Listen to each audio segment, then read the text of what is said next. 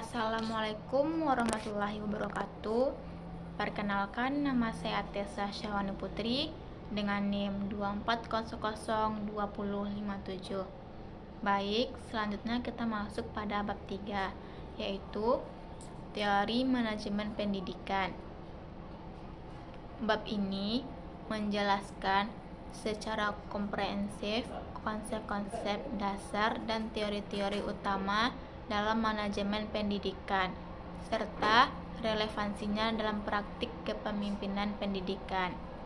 Yang pertama yaitu kita masuk ke konsep dasar kepemimpinan pendidikan. Kepemimpinan dalam konteks pendidikan merupakan bagian penting dari manajemen yang berperan mempengaruhi bawahan agar dapat mencapai tujuan organisasi pendidikan secara maksimal. Konsep ini tidak hanya berlandaskan pada praktik administratif semata, tetapi juga pada filsafat dan teori yang membentuk pemahaman dan cara pandang terhadap manajemen. Kerangka dasar manajemen pendidikan meliputi yang pertama yaitu falsafah manajemen, menyangkut pandangan dasar tentang manusia, kerja, dan tujuan organisasi. Yang kedua yaitu teori-teori manajemen, baik klasik, neoklasik, maupun modern yang menjadi dasar pendekatan dalam pengelolaan organisasi. Yang ketiga yaitu prinsip-prinsip manajemen. Manajemen berbasis tujuan MBO. Manajemen berbasis orang MPB dan manajemen berbasis informasi MBI. Yang keempat yaitu kegiatan praktik manajerial, meliputi perencanaan, pengorganisasian, pemimpinan, dan pengawasan. Yang kelima, sumber daya pendidikan, terdiri dari manusia, sarana, biaya, teknologi, dan informasi.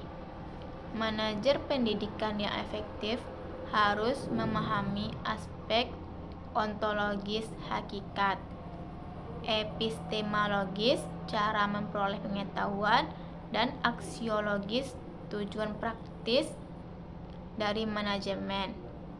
Selanjutnya yaitu teori-teori manajemen pendidikan.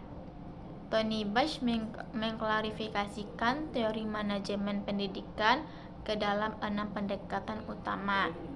Yang pertama yaitu teori birokrasi, dikembangkan oleh Max Weber.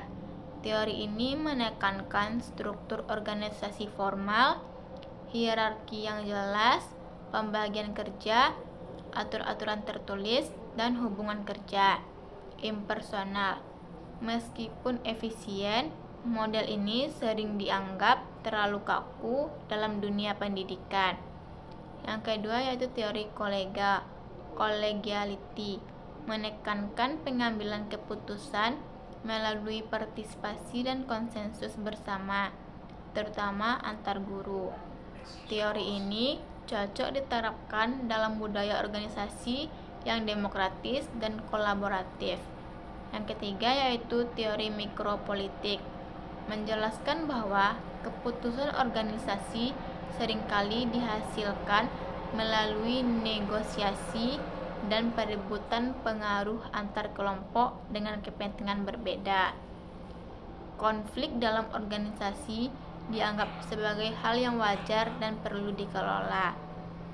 Dan yang keempat yaitu teori subjektif, menyoroti pentingnya persepsi dan interpretasi individu terhadap realitas organisasi. Organisasi dilihat sebagai konstruksi sosial yang dibentuk oleh nilai, makna, dan pengalaman para anggotanya. Yang kelima yaitu teori ambiguitas, ambiguity theory, menyatakan bahwa dalam dunia pendidikan sering terjadi ketidakjelasan tujuan, peran, dan proses pengambilan keputusan. Oleh karena itu, manajemen harus fleksibel dan mampu menghadapi ketidakpastian. Yang keenam, teori kultural. Fokus pada nilai-nilai, norma, dan budaya yang hidup dalam organisasi. Pemimpin pendidikan harus memahami budaya sekolah agar dapat mengarahkan perubahan dan menjaga keharmonisan organisasi. Selanjutnya, kita masuk ke daftar pustaka. Baik, hanya itu yang dapat saya sampaikan. Jika ada kesalahan mohon dimaafkan. Assalamualaikum warahmatullahi wabarakatuh.